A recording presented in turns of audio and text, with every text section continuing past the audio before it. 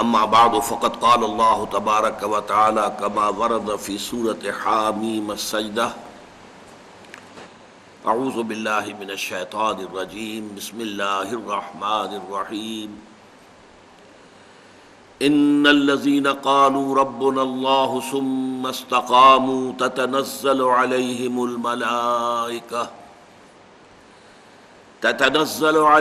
الملائكة ألا تخافوا ولا تحزنوا وأبشروا بالجنة التي كنتم توعدون نحن أولياؤكم في الحياة الدنيا وفي الآخرة ولكم فيها ما تشتهي أنفسكم ولكم فيها ما تدعون نزلا من غفور رحيم ومن أحسن قولا ممن دعا إلى الله وعمل صالحا وقال إنني من المسلمين ولا تستوي الحسنة ولا السيئة ادفع بالتي هي أحسن فإذا الذي بينك وبينه عداوة كأنه ولي حميم وما يلقاها إلا الذين صبروا وما يلقاها إلا ذو حظ عظيم وإما ينزغنك من الشيطان نزغ فاستعذ بالله إنه هو السميع العليم صدق الله العظيم رب اشرح لي صدري ويسر لي امري واحلل عقدة من لساني يفقهوا قولي اللهم ربنا الهمنا رشدنا واعذنا من شرور انفسنا اللهم ارنا الحق حقا وارزقنا اتباعه وارنا الباطل باطلا وارزقنا اجتنابه اللهم وفقنا لما تحب وترضى وتقبل منا فإنك خير المتقبلين آمین یا رب العالمین۔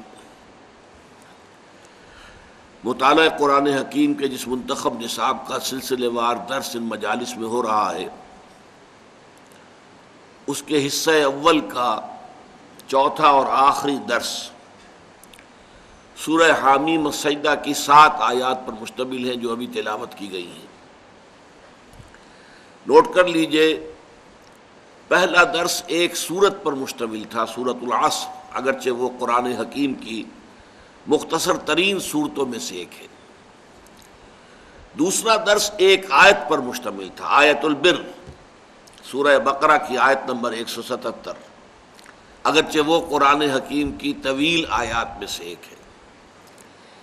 یہ دونوں جو اصطلاحات ہیں، سورہ یا سورت ہم اردو میں کہتے ہیں، اور آیہ یا آیت، یہ توقیفی امور ہیں، ان میں کوئی رد و بدل نہیں ہو سکتا۔ یہ حضور کے معین کردہ معاملات ہیں، حضور کے بتانے پر موقوف ہیں، لہذا اس میں کوئی شخص اپنی ذاتی رائے سے، اپنے کسی خیال کے تحت، تصور کے تحت کوئی رد و بدل نہیں کر سکتا۔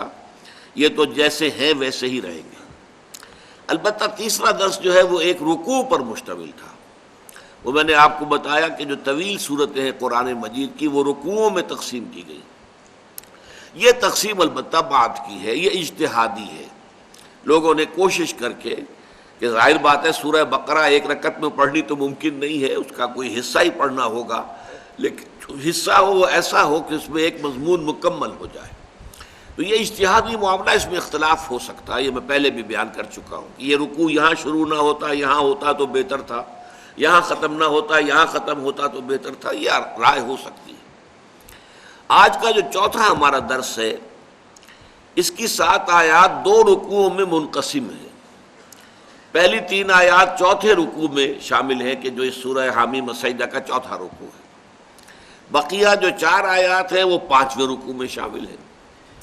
یہاں مجھے یہ کہنے کا حق حاصل ہے کہ یہاں رکوعوں کی جو تعیین کی گئی ہے اس میں امپروومنٹ ہو سکتی ہے۔ اگر میں یہ نہ بھی کہوں کہ اس میں کچھ غلطی ہو گئی ہے، تو یہ کہہ سکتا ہوں امپروومنٹ ہو سکتی ہے، اور وہ یہ کہ ان 7 آیات کو ایک رکوع میں شامل کیا جاتا ہے، اس لیے کہ یہ ایک مضمون ہے، بڑا کمپیکٹ ہے، بڑا مربوط ہے۔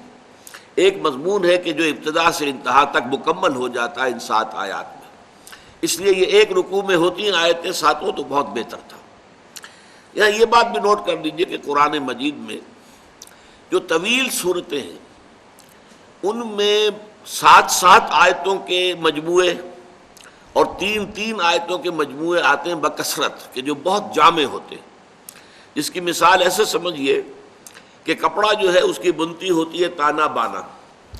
اب اس میں اگر کوئی پھول وغیرہ آپ نے پھول بیل بوٹے بنانے تو ایک شکل تو یہ کہ اوپر ٹھپے لگائے جائیں، اس کے بعد ایک یہ ہو سکتا ہے کہ ان کو علیحدہ سے بنا کر چپکا دیا جائے، ایک یہ کہ بنتی کے اندر ہی وہ پھول نکال لیے جائیں۔ تو قرآن مجید کی ان صورتوں کے اندر بنتی کے اندر بنے ہوئے پھول ہیں، بڑے پھول ہیں 7 آیتوں پر مشتمل، چھوٹے ہیں 3 آیتوں پر مشتمل۔ تو اسی طرح کی 7 آیات یہ بھی ہیں۔ اسی طرح سورہ بقرہ کا 5واں رکوع ہے 7 آیات پر مشتمل، بہت جامع۔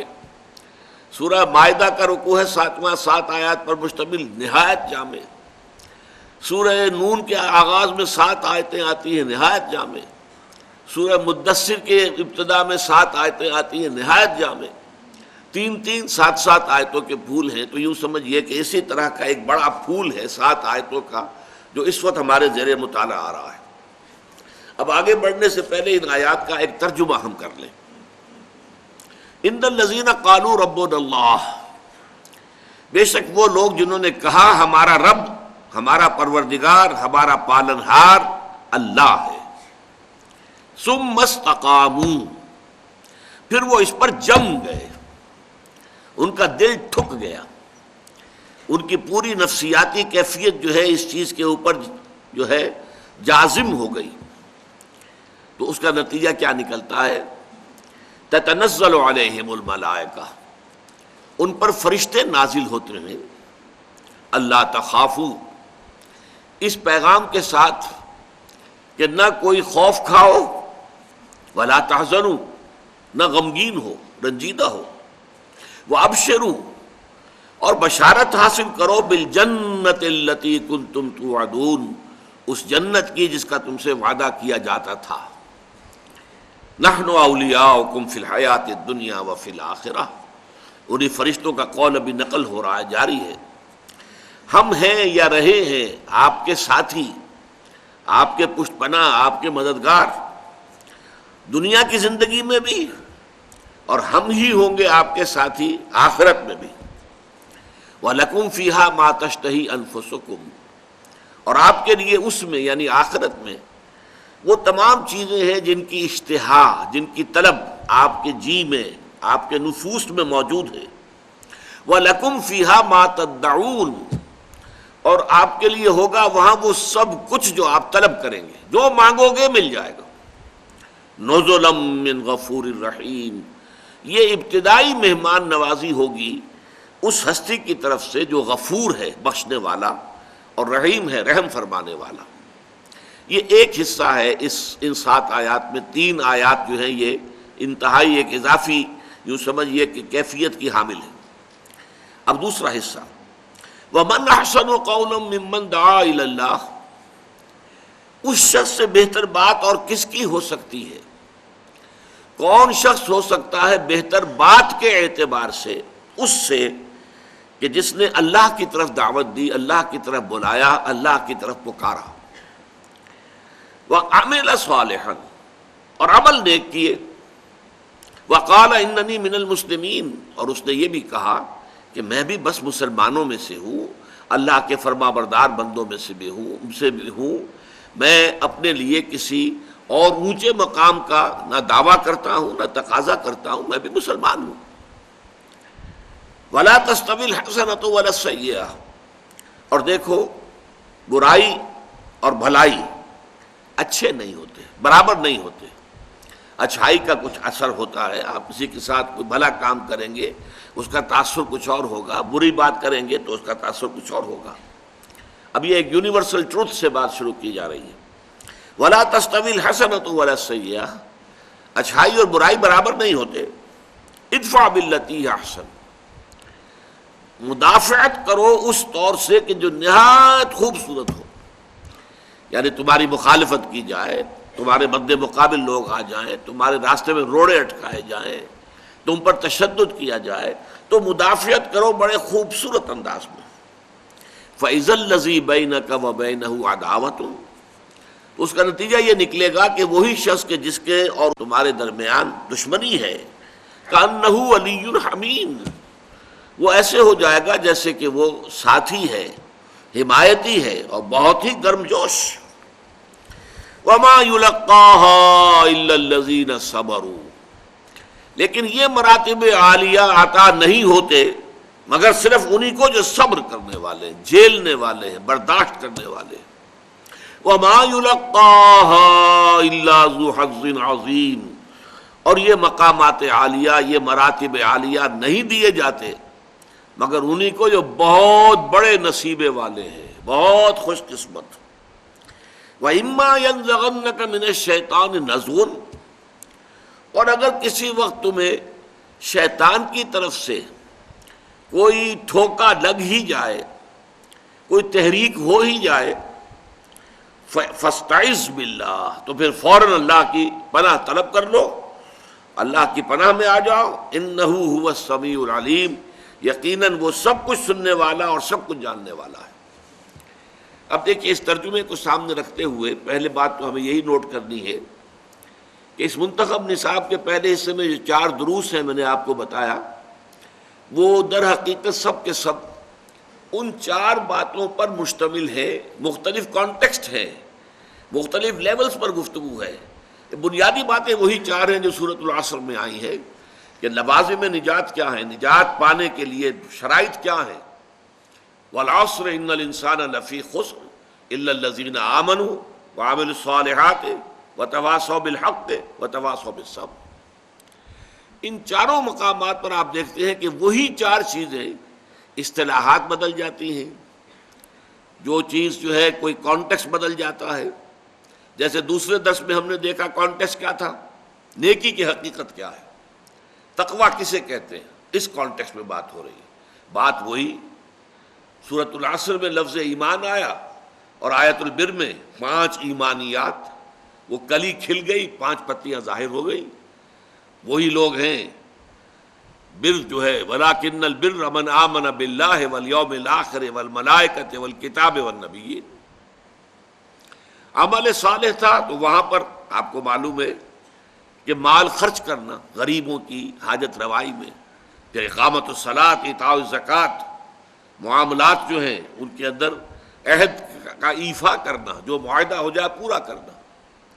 اس کے بعد یہ کہ صبر آخری شے، والصابرین فی الباساء والضراء وحین الباس. بس ایک خلا وہاں ہے کہ وہاں پر تواصی بالحق کا براہ راست ذکر نہیں ہے. وہ انڈرسٹوڈ ہے کہ ظاہر بات ہے یہ لوگ جو ہیں اس صاحب کردار، ان کی جنگ اگر ہوگی تو کس مقصد کے لیے ہوگی؟ خیر کے لیے ہوگی، بھلائی کے لیے ہوگی، نیکی کے لیے ہوگی، حق کے لیے ہوگی. تو گویا کہ امپلائڈ ہے. تیسرے درس میں پھر ہم نے دیکھا وہاں بحث کچھ اور ہو گئی ہے. حکمت کی بنیادیں کیا ہیں، اساسات حکمت. حضرت لقمان کی شخصیت کے حوالے سے ایمان کا ذکر بھی آیا، اس میں خاص طور پر شکر اللہ کا اور شرک سے اجتناب کرنا، پھر اسی میں انسانی اعمال کا نتیجہ خیز ہونا، اس کے نتائج نکلنے لازماً. پھر اس کے بعد اعمال صالحہ میں سے والدین کے ساتھ حسن سلوک اور نماز کا قائم کرنا.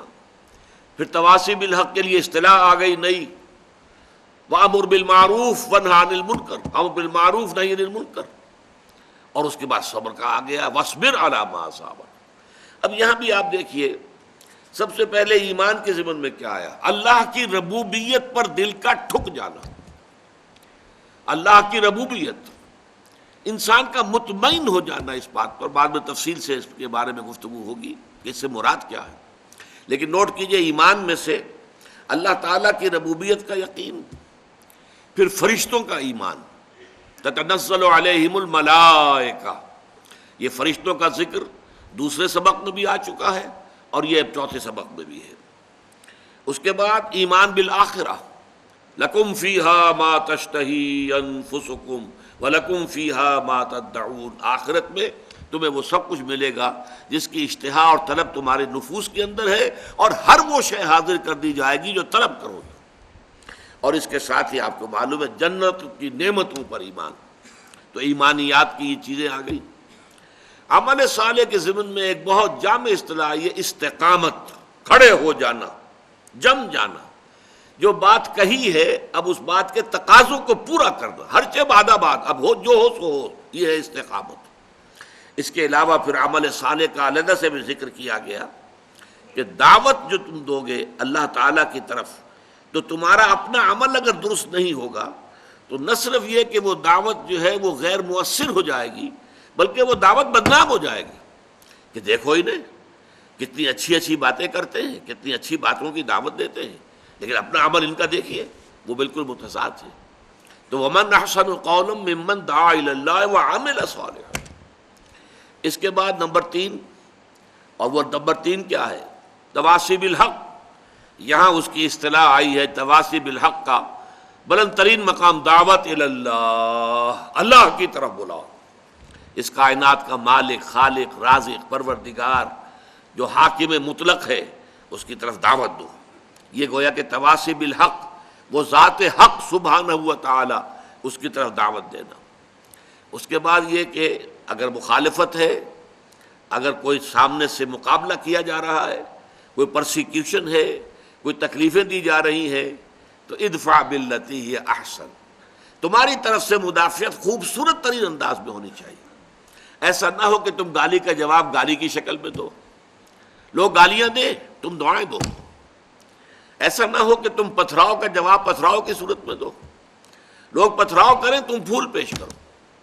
یہ طرز عمل جو ہے داعی کے لیے، جو پکارنے والا ہے، بلانے والا ہے، اس داعی کے لیے جو طرز عمل ہے وہ کیا ہے؟ اب کس قدر خوبصورت بات، لا تستوی الحسنۃ ولا السیئۃ، کون نہیں جانتا اچھائی اور برائی برابر تو نہیں ہو سکتے۔ کوئی برائی کر رہا ہے تم اچھائی کرو گے، ایک دفعہ نہیں، 2 دفعہ، 3 دفعہ ہوگا تو اس کا دل پگھلے گا کہ یہ اللہ کا بندہ کیسا ہے، میں اس کے ساتھ بری حرکت کر رہا ہوں، میں اس کو ستا رہا ہوں، میں اسے چڑھا رہا ہوں، میں اسے تکلیف دہ باتیں سنا رہا ہوں، اور یہ بجائے یہ کہ جواب دے مجھے ترکی بترکی، یہ اچھی باتیں کہہ رہا ہے، بڑی میرے لیے جو ہے دعائیں کر رہا ہے، تو آخر دل اثر لے۔ فَإِذَا الَّذِي بَيْنَكَ وَبَيْنَهُ عَدَاوَةٌ كَأَنَّهُ وَلِيٌّ حَمِيمٌ۔ اس عمل کی تاثیر یہ ہوگی کہ آج جو تمہارا بدترین دشمن نظر آ رہا ہے وہی تمہارا نہایت گرم جوش حمایتی بن جائے گا۔ آخری بات، وہ جو تواصوا بالصبر سورۃ العصر کی ہے، وَمَا يُلَقَّاهَا إِلَّا الَّذِينَ صَبَرُوا، وہ لفظ کیوں کا تو آ گیا۔ یہ مقامات عالیہ، یہ مراتب بلند نہیں دیے جاتے مگر دیتے ہیں بادہ ظرف قضا خار دیکھ کر۔ اللہ تعالیٰ بھی دیکھتے ہیں کس کا ظرف کتنا ہے، کس کے اندر کتنی بات کی سمائی ہو سکتی ہے۔ تو جو واقعتاً صابر لوگ ہیں، صبر کرنے والے اور بڑے نصیب والے ہیں، یہ مقامات بلند، یہ حظ عظیم، وما یلقاها الا ذو حظ عظیم۔ حظ کہتے ہیں نصیب کو، حصے کو، حظ تو حظ جو ہے جو بڑے نصیب والا ہے، ذو حظ عظیم۔ تو گویا کہ ہم نے دیکھ لیا کہ یہ وہی 4 باتیں سورۃ العصر والی یہاں بھی مختلف ذرا اصطلاحات کے حوالے سے آ گئی۔ یہاں ایک بات نوٹ کر لیجئے، در حقیقت اس مقام پر قرآن مجید میں ان 4 باتوں کی جو چوٹی ہے، کلائمیکس، وہ بیان ہو رہی ہے۔ ایمان کا لب لباب، ایمان کا خلاصہ اللہ تعالیٰ کی ربوبیت پر دل کا ٹھک جانا ہے۔ یہ میں جان بوجھ کر لفظ استعمال، دل کا ٹھک جانا، جم جانا، راسخ ہو جانا، یہ ایمان کا لب لباب ہے۔ اسی طریقے سے عمل صالح، استقامت، جامع ترین لفظ ہے۔ تواسی کی معراج، دعوت الی اللہ، اور صبر کی معراج، گالی کے جواب میں دعا، پتھراؤ کے جواب میں پھول، یہ صبر کی معراج۔ تو اس اعتبار سے یہ 4 جو مضامین ہیں اس مقام پر آ کر اپنے نقطۂ عروج کو، کلائمیکس کو پہنچ گئے۔ اب آئیے ایک ایک حصے پر ہم غور کرتے ہیں۔ ان الذین قالوا ربنا اللہ ثم استقاموا، بے شک وہ لوگ جنہوں نے کہا کہ ہمارا رب اللہ ہے۔ رب کے معنی کیا ہے؟ رب مالک کو بھی کہتے ہیں اور رب پروردگار، پرورش کنندہ، پالن ہار کو بھی کہتے ہیں۔ را با با رب، در حقیقت یہ قرآن مجید میں 968 مرتبہ آیا ہے۔ مختلف ضمائر کی طرف جو ہے یہ مضاف ہو کر ربی، ربکم، ربنا، ربہو، ربہن، ربہم ضمائر ہے، لیکن رب کا لفظ جو ہے 968 مرتبہ، اور 4 مرتبہ اس کی جمع آئی ہے ارباب، اربابا من دون اللہ، اور اس کے معنی ہر جگہ کیا ہیں؟ پروردگار، پالنہار، پرورش کنندہ۔ دیکھیے انسان کو سب سے زیادہ جس چیز کی فکر ہوتی ہے وہ اپنی ضروریات زندگی ہے، باقی ساری چیزیں اس کے بعد آئیں گی۔ سب سے پہلے یہ ہے کہ اپنے وجود کا پریزرویشن آف دی سیلف، اپنی ہستی اور وجود کو برقرار رکھنا، اس کے لیے اپنی ضروریات، کھانے پینے کی ضروریات ہیں، اور یہ کہ اپنے سر پر کوئی چھت ہونی چاہیے، اور تقاضے ہیں زندگی کے، حیات کے، یہ تمام تقاضے پورا ہونا یہ بیسک شے ہے، بنیادی شے ہر انسان۔ باقی منزلیں اس سے اوپر آئیں گی۔ یہ کہ بیسک ضروریات پوری ہو جائیں تو پھر آدمی کے اندر خواہش ہوتی ہے کچھ آسائشیں مزید حاصل ہو جائیں، آسائشیں حاصل ہو جاتی ہیں تو پھر خواہش ہوتی ہے تعیشات آ جائیں۔ یہ تو پھر یہ کہ حوث جو ہے انسان کی وہ جو ہے کہیں رکنے نہیں دیتی آدمی کو، اس کے اندر وہ حرص قانی نیست بے دل ورنہ درکار حیات، آنچ ماں درکار داریم اکثرش درکار نیست۔ بڑا پیارا شعر کہا ہے بے دل نے، عبد القادر بے دل، مرزا عبد القادر بے دل، جن کے بارے میں مرزا غالب کہتے ہیں طرز بے دل میں ریختہ لکھنا اسد اللہ خاں قیامت ہے۔ اب آپ اندازہ کیجئے کہ جس شاعر کو مرزا غالب کہہ رہے ہوں قیامت ہے تو اس سے آپ کو اندازہ ہوگا وہ کتنا بڑا شاعر ہے۔ لیکن کس قدر پیارا شعر کہا ہے کہ جو حضرت اورنگزیب عالمگیر رحمۃ اللہ علیہ کو بہت پسند تھا، بہت پڑھتے رہتے تھے۔ حرص قانی نیست بے دل، اے بے دل یہ انسان کی حرص ہے، لالچ ہے، ہوس ہے جو قانے نہیں ہوتی، ورنہ درکار حیات، ورنہ زندگی گزارنے کے لیے آنچ ماں درکار داریم، ہم نے جن جن چیزوں کو لازمی سمجھ لیا ہے اکثرش درکار نیست، اس کی اکثریت جو ہے وہ واقعتاً ضروری نہیں ہے، اس کے بغیر بھی زندگی گزر جاتی ہے۔ زندگی یوں بھی گزر ہی جاتی، کیوں تیرا راہ گزر یاد آیا۔ ہم نے جن چیزوں کو لازم سمجھ لیا وہ سب لازم نہیں ہے، وہ اضافی چیزیں ہیں بہت سی، اس میں آپ نے آسائشیں، تعیشات، نہ معلوم کن کن چیزوں کا اضافہ کیا ہے۔ بہرحال انسان کا سب سے پہلا مسئلہ، بنیادی مسئلہ اس کی ضروریات کی کفالت ہے۔ اب یہ کہاں سے ہو رہی ہے؟ جہاں سے بھی اس کو گمان ہے کہ میری ربوبیت ہو رہی ہے، میری ضروریات پوری ہو رہی ہیں، ظاہر بات ہے کہ پھر اس کے لیے اس کے دل کے اندر ایک نرم گوشہ پیدا ہوگا۔ اس کے لیے جیسا کہ ہم دیکھ چکے ہیں سورہ لقمان کے دوسرے رکوع میں، اس کے جذبہ تشکر پیدا ہوگا۔ یہی جذبہ تشکر پھر جذبہ عبادت کی شکل اختیار کرتا ہے، عبودیت کی شکل اختیار کرتا ہے۔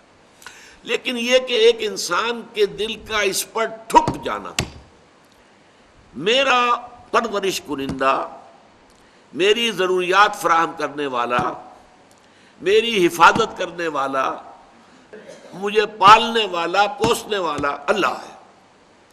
سارے وسائل اور ذرائع، کھانا بھی ہے، گندم بھی چاہیے، چاول بھی چاہیے، یہ بھی چاہیے، وہ بھی چاہیے، کپڑا بھی چاہیے پہننے، سب کچھ ٹھیک ہے، یہ چاہیے، لیکن ان سب کا فراہم کرنے والا اللہ ہے۔ اگرچہ مادی اسباب و وسائل کے بہت سے ذریعوں سے ہو کر یہ چیزیں ہم تک پہنچتی ہیں، کھیت میں بیج ڈالا جائے، وہ ان کو پھر کھیتی کو سینچا جائے، پھر وہ فصل کاٹا جائے، پھر جو ہے آپ کے پاس وہ دانے آئیں گے جس سے کہ آپ اپنی روٹی پکائیں گے، یہ ٹھیک ہے، لیکن سورس جو ہے، final source, ultimate source of everything is اللہ سبحانہ و تعالی۔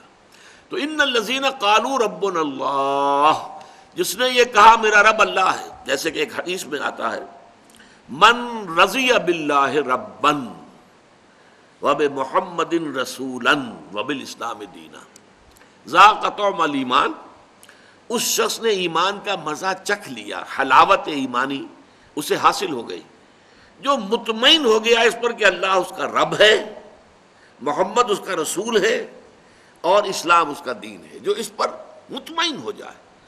ایک ہے سرسری سا ایک اعتقاد، ایک خیال، آپ نے زبان سے بھی کہہ دیا، لیکن دل کا اس پر ٹھک جانا، نتیجہ کیا ہوگا اور اس کے ٹھک جانے کا ثبوت کیا ہوگا؟ زوال خوف و حزن، خوف ختم ہو جائے، حزن ختم ہو جائے۔ خوف کس چیز کا؟ جو ہوگا اللہ کے کیے ہوگا۔ اللہ میرا رب ہے، میرا مالک، میرا پروردگار، میرا خیر خواہ، میرا دوست، میرا پشت پناہ۔ اللہ ولی الذین آمنوا، اللہ ولی ہے اہل ایمان کا، ساتھی ہے، مددگار ہے، پشت پناہ ہے۔ آپ سوچئے ہمارے دیہاتی علاقے میں کسی شخص کے بارے میں معلوم ہو کسی کو کہ اسے بڑے زمیندار چودھری کی پروٹیکشن حاصل ہے، بڑے وڈیرے کا، یہ جو ہے بہت ہی منہ چڑھا ہوا آدمی ہے، وڈیرا جو ہے وہ اس پر بڑا مہربان ہے۔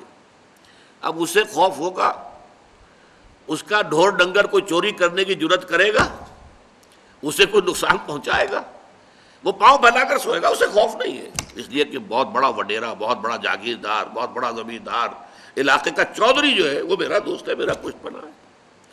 اس پوری کائنات کا چودھری، پوری کائنات کا وڈیرا، پوری کائنات کا مالک، اگر آپ کو یہ اطمینان ہو کہ وہ آپ کا ولی ہے،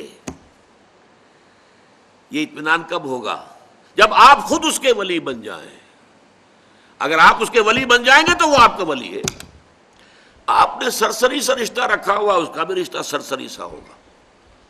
آپ نے منافقت والی روش رکھی ہوئی ہے، اس کا معاملہ بھی پھر آپ کے ساتھ وہ نہیں ہوگا، خالص نہیں ہوگا۔ وہ تو جیسا آپ کا روش، آپ کی روش ہوگی۔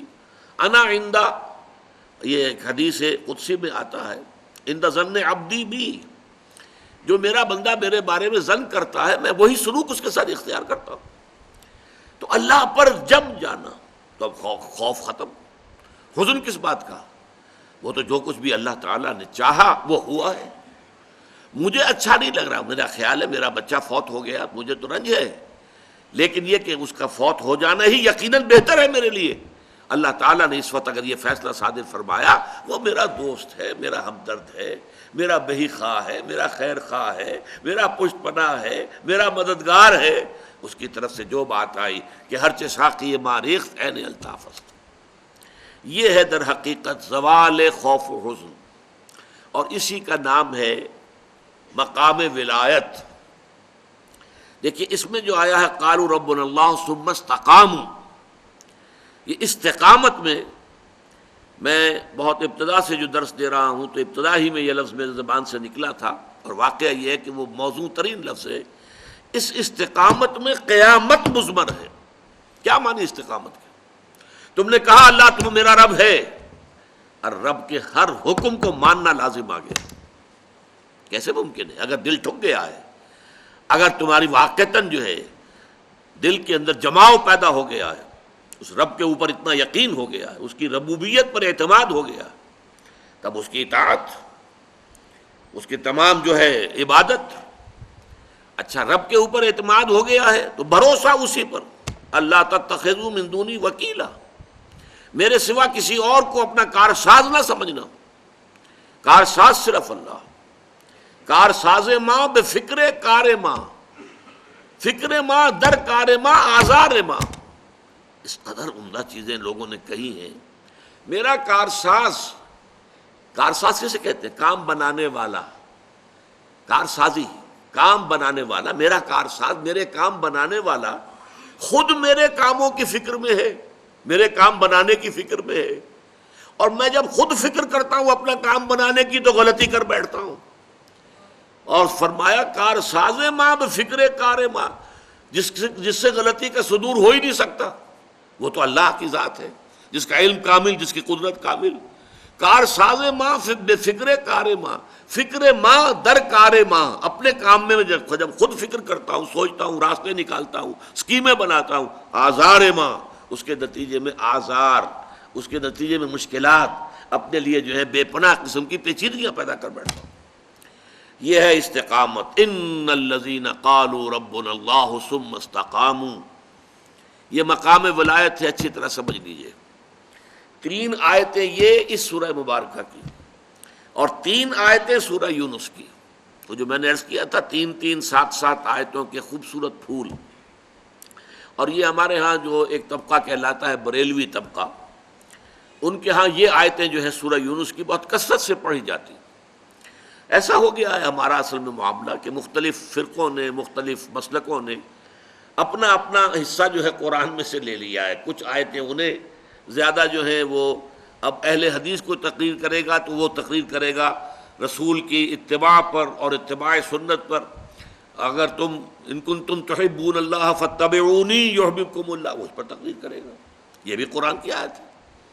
اور جب کوئی بریلوی مکتب فکر کا آدمی تقریر کرے گا الا ان اولیاء اللہ لا خوف علیہم ولا هم یحزنون الذین آمنوا وکانوا یتقون لهم البشری فی الحیاۃ الدنیا والآخرہ لا تبدیل لکلمات اللہ ذلک هو الفوز العظیم.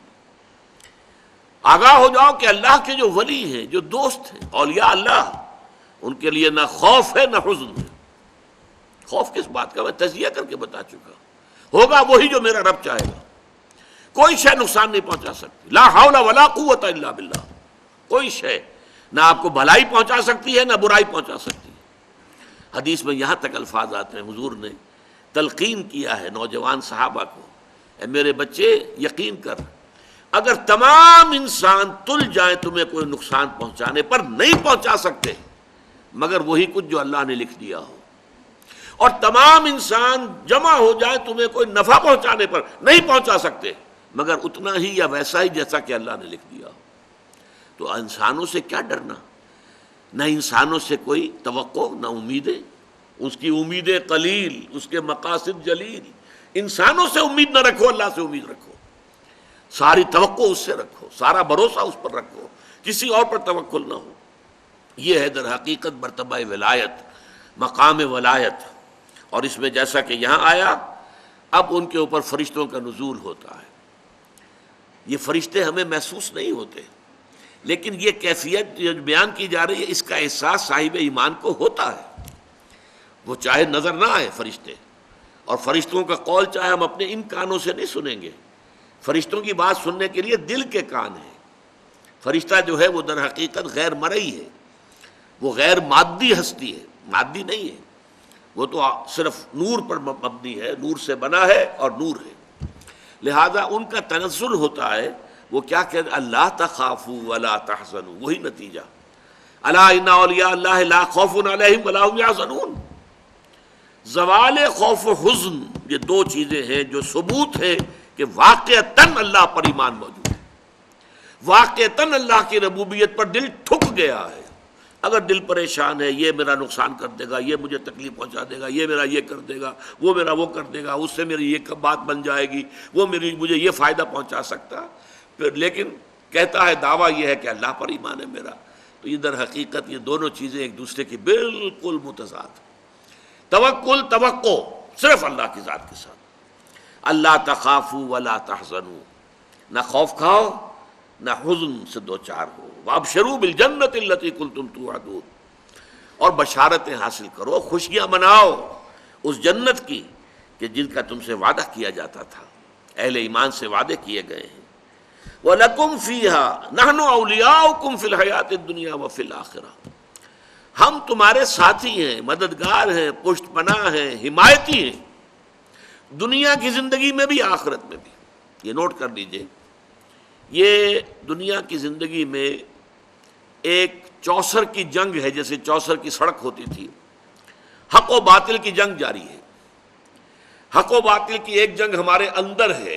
ایک طرف ہمارا نفس امارہ ہے جو برائی کی طرف ہمیں دھکیلتا ہے، ایک طرف ہمارے اندر روح ربانی ہے، وَنَفَخْتُ فِيهِ مِن رُوحِي، وہ ہمیں خیر کی طرف، بھلائی کی طرف، بلندی کی طرف کھینچتی ہے. ایک کشاکش جو ہے ہمارے اندر ہے. کچھ کشاکش باہر چل رہی ہے.